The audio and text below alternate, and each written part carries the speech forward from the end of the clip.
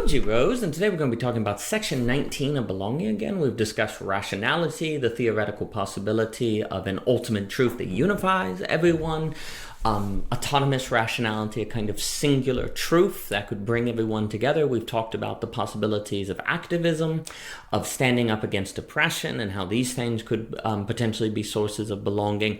And now we're going to be looking at the general question of if you had a society that removed all repressions, all givens, if you had a society where people could do, where they weren't restricted in their will, if that would be a society of belonging. And this is going to start leading us into the work of Philip Rieff, who wrote this very important book, I think, called The Triumph of the Therapeutic. He was a great Freud scholar, and he's very interested in this very difficult trade-off between givens and releases. Now, Freud has been understood popularly as arguing that all repressions are bad, that if we could just freely express our sexuality in any way that we wanted to, then we would find authenticity, we would find belonging. But Freud is more tragic than that. Now, in a day where one is perhaps writing in the emphasis is on sexual repression, one may find themselves writing in a manner that makes it seem like that you think all sexual expression is good, but that can just be an issue of emphasis.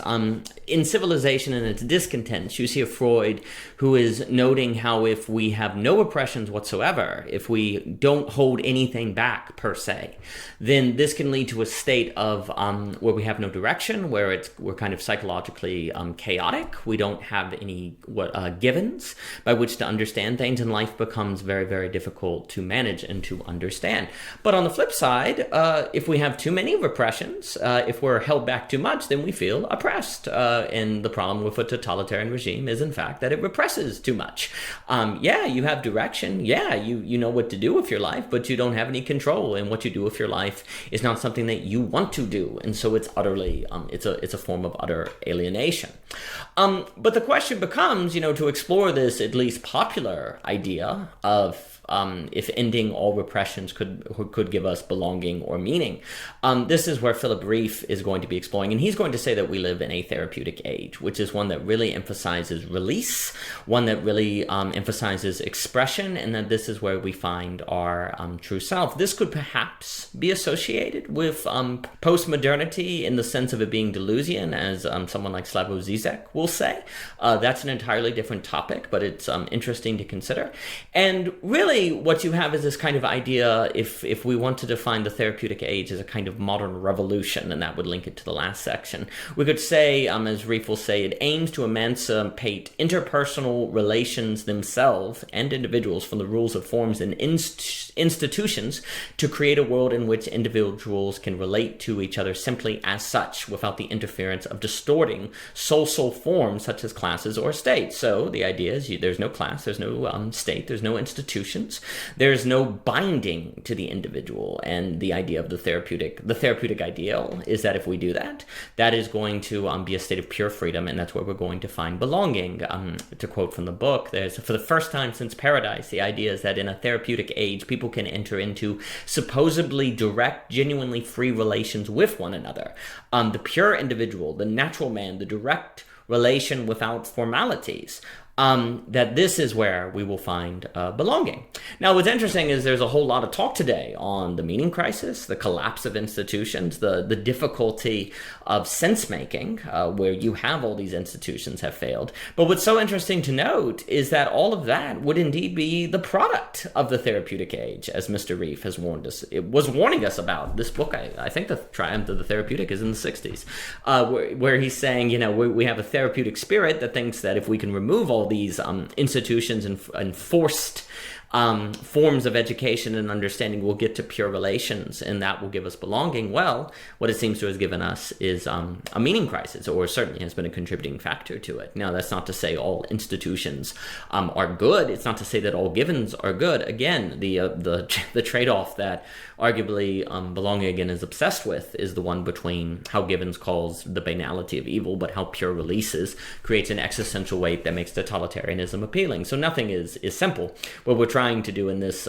section is explore the possibility of if pure freedom. A state where there are no institutions whatsoever, no mediating institutions, would be one where we could find belonging. But following Philip Rieff, there's good reason to think that would not be the case, as there's good reason to think it's not the case because of the meaning crisis.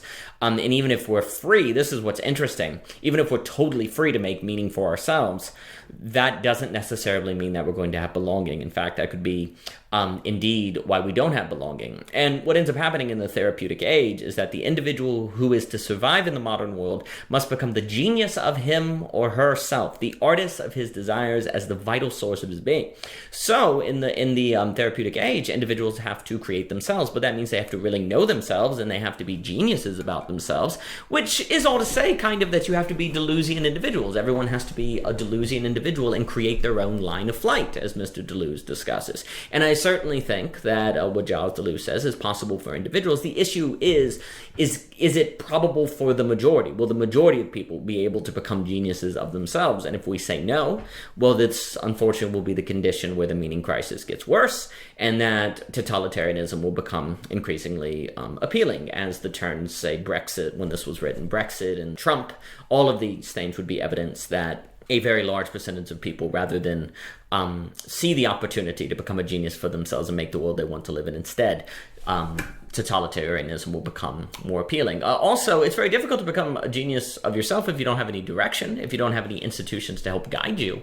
This is very, very difficult. It can feel like creation ex nihilo. And how do you create out of nothing? Only God can make out of nothing, and none of us are God. So it seems like we're being asked to make a rock to lift a rock that we cannot lift. An unliftable rock is what it seems to be. Now, it does seem to be the case that somehow you can break through this tension, but maybe that's simply because the people today who are becoming quote-unquote Deleuzian individuals, maybe they had the fortune of being born in the 80s and 90s, so they got that training when the institutions were still around, and now that the institutions are fallen, it's like they get their cake and eat it too. They got the benefit of the institutions, but now they don't have the restrictions of the institutions. Maybe that's the case, maybe not. That's what's it's difficult to tell.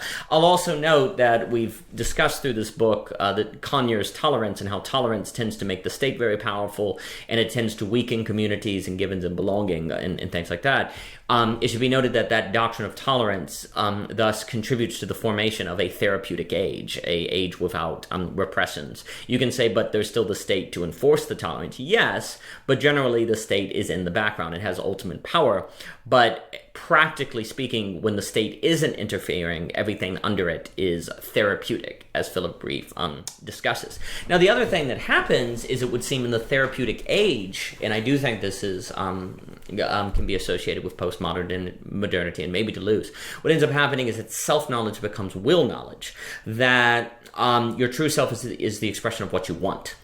Because there are no repressions, and there's not even the repression of yourself. You are not forced to conform to a identity.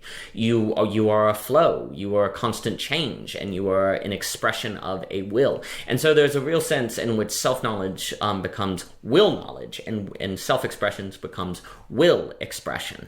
But of course, the great problem is will without direction can become very egotistical. And although there is possibly a distinction between will and want, where there are no givens and no repressions, then will is probably practically indistinguishable from want, and that could be very problematic, especially if it's captured by a capitalist zeitgeist and it's very consumeristic, or if it hasn't gone on the Hegelian phenomenological journey to fight the ego. A world of will knowledge could be very destructive and very egotistical without any repressions. So anyway, as you move into a therapeutic age, you're going to have a movement away from roots, a movement away from givens in the direction of self-identity as self-will, and an expression of that will.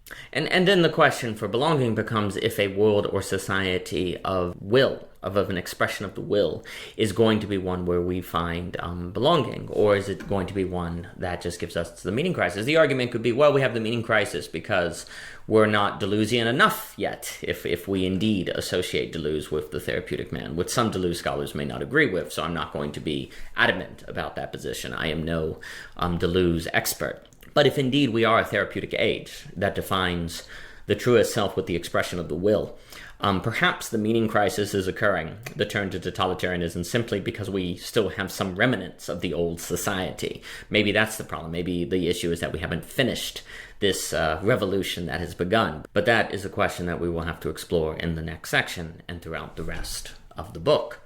For more by O.G. Rose, please visit ogrose.com. You can find the rest of the sections there and on Medium, Substack, and thank you for your time.